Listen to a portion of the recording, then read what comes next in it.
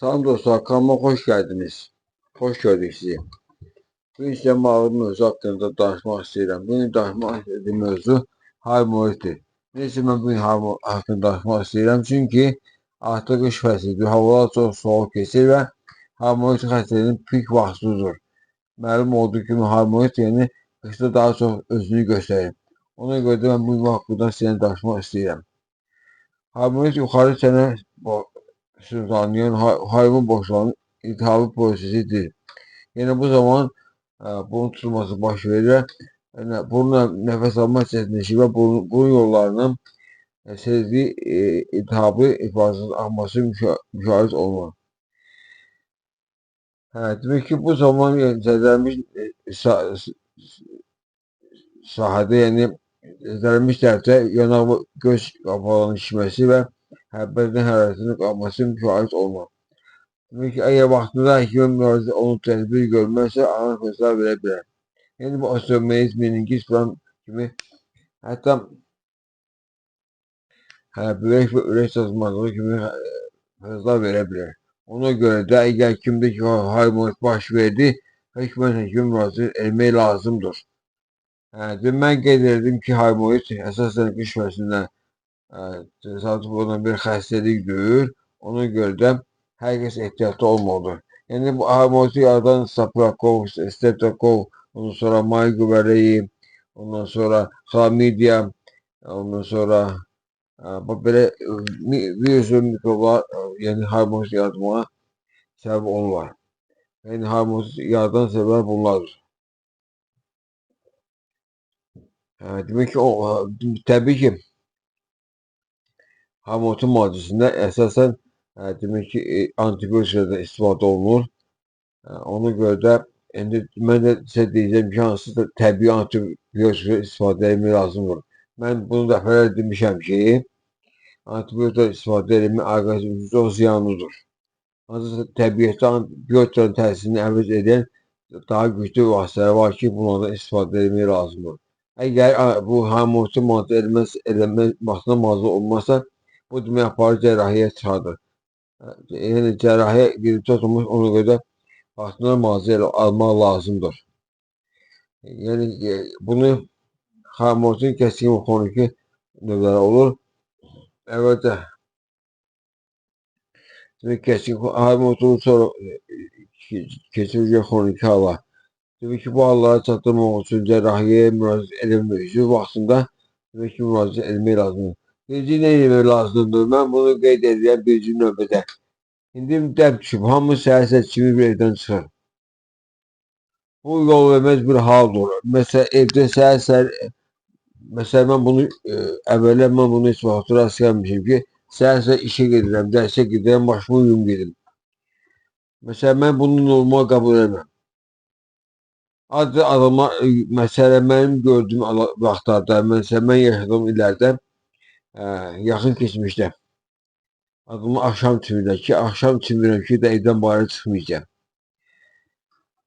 Başı uyandan sonra 2 saat sonra, 2 saate qədər evdən çıxmaq olmaz. Yəni, çünki saçlar yaş qalır.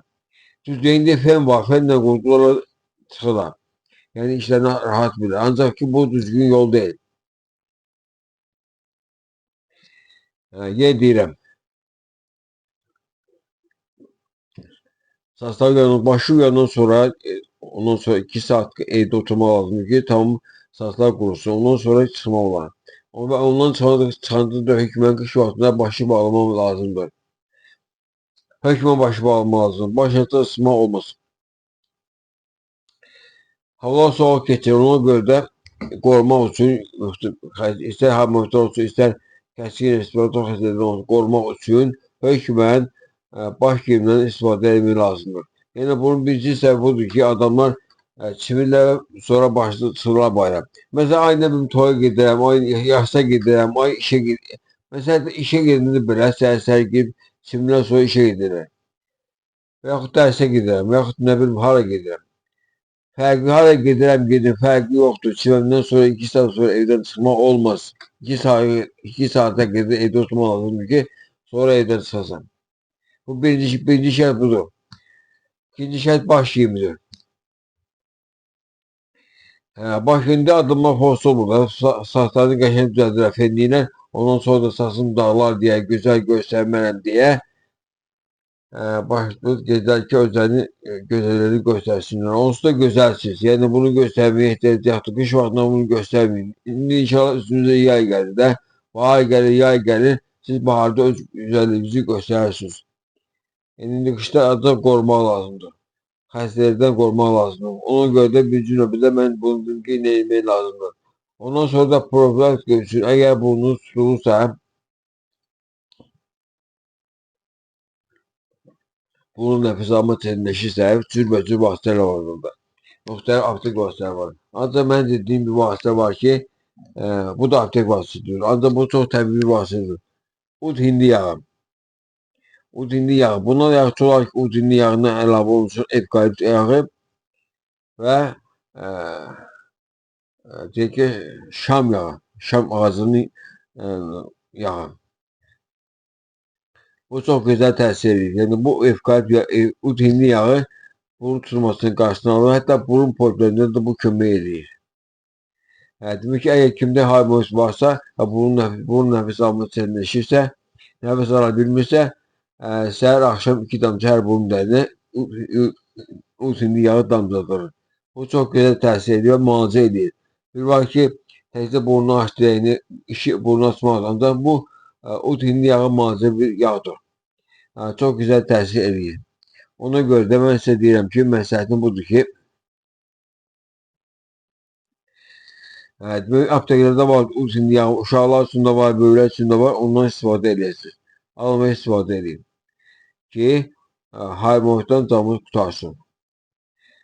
Ona görə də bu mənim sizə məsləhətim. Başqa preparatlar var ki, aptek preparatlar var ki,